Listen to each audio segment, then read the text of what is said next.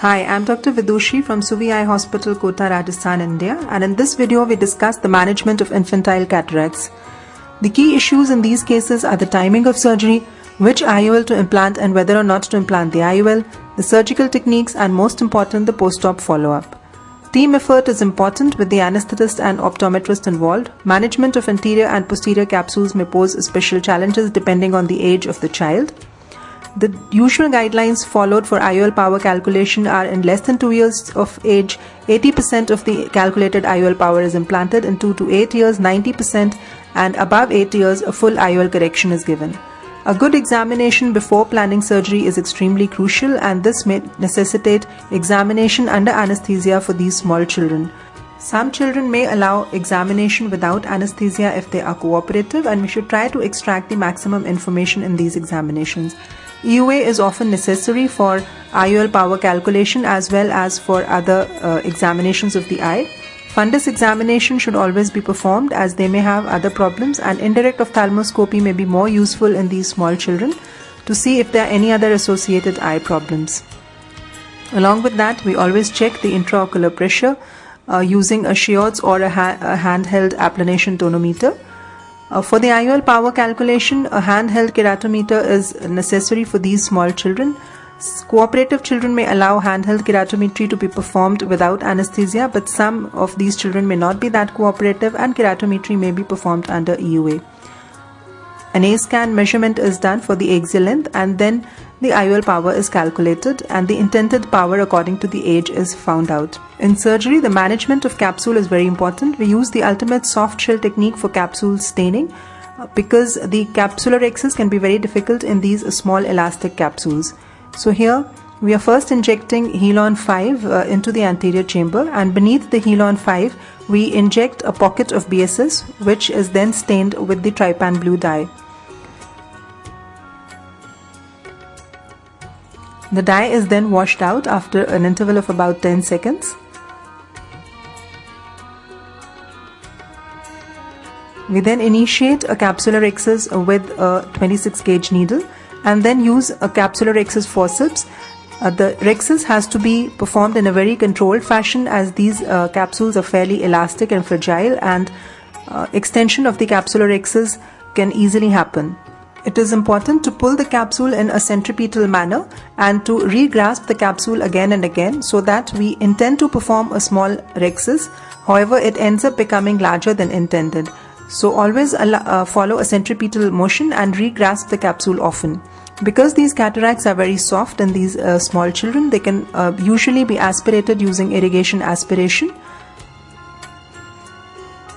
In children, a single-piece hydrophobic acrylic IOL is preferred because of the greater biocompatibility of the material, as well as the single-piece configuration that allows implantation into the small capsular bag of these children. And the hydrophobic acrylic IOL also has the least degree of posterior capsular opacification in the postoperative period. It is crucial to remove all the viscoelastic from the capsular bag and fornices, and especially from under the IOL, as we have used dense and viscous viscoelastics like Helon 5. Anterior chamber maintainer is a good idea in these small children because of low scleral rigidity. It maintains the anterior chamber very well. Now, the incisions in small children should preferably be sutured because the low scleral rigidity causes fish mouthing of the incisions in the postoperative period, and the children tend to rub their eyes, which may also cause problems with the healing of these incisions. Intracameral preservative-free triamcinolone is then injected into the anterior chamber, which allows any vitreous strands in the anterior chamber to be easily visualized, which can then be removed using the irrigation aspiration or the vitrectomy cannula, and we can ensure a clear anterior chamber and visual access at the end of the surgery.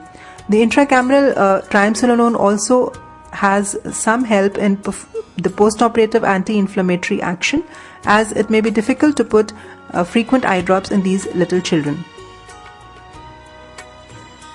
This is another clip showing the injection of intracameral preservative-free triamcinolone into the anterior chamber. Fluorescein is used to see that the incisions are well sealed. The triamcinolone is then washed out, and any vitreous strands that may be present in the anterior chamber are clearly delineated with the triamcinolone. Postoperative follow-up and postoperative EUAs are extremely important in these children to follow up for any complications and for the postoperative refraction. This is a child showing clear visual access at 8 weeks. Many of these children may have anterior and posterior capsular plaques, and their management can pose special challenges. Here we see an anterior capsular plaque, and it is dense and extremely adherent, and it is extremely difficult to remove it. We are attempting to remove it performing a capsulorhexis. The anterior chamber maintainer helps in maintaining the anterior chamber during the procedure.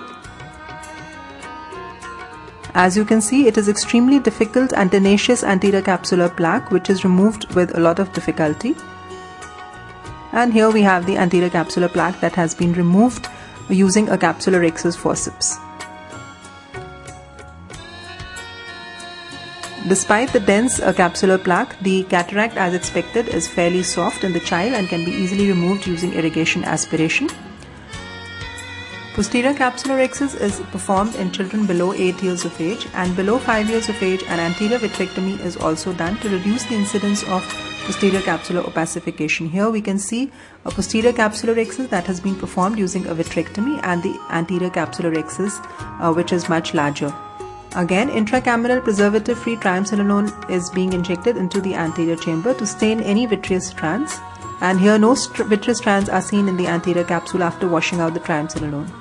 Some of these cases can also have a similar dense plaque in the posterior capsule. Sometimes there may also be a pre-existent dehiscence of the posterior capsule which may need to be managed appropriately. As seen in this case, the cataract is fairly soft, removed with irrigation aspiration, and now this is the posterior capsule plaque that we have to deal with. A careful plaque peeling is being performed. It goes without saying that these movements have to be very controlled and careful so that we do not stretch the posterior capsule or the zonules too much. And with the help of a lot of generous viscoelastic, the plaque has been peeled, as you can see here. Here, anterior vitrectomy is being performed after implantation of the IOL, and in small children below the age of 5 years, this is important to do. Especially after an anterior vitrectomy, it is extremely important to inject intracameral triamcinolone into the anterior chamber and carefully remove any vitreous that may be present. So to summarize, management of infantile cataracts is a team effort that needs special efforts on part of the ophthalmologist and the entire team.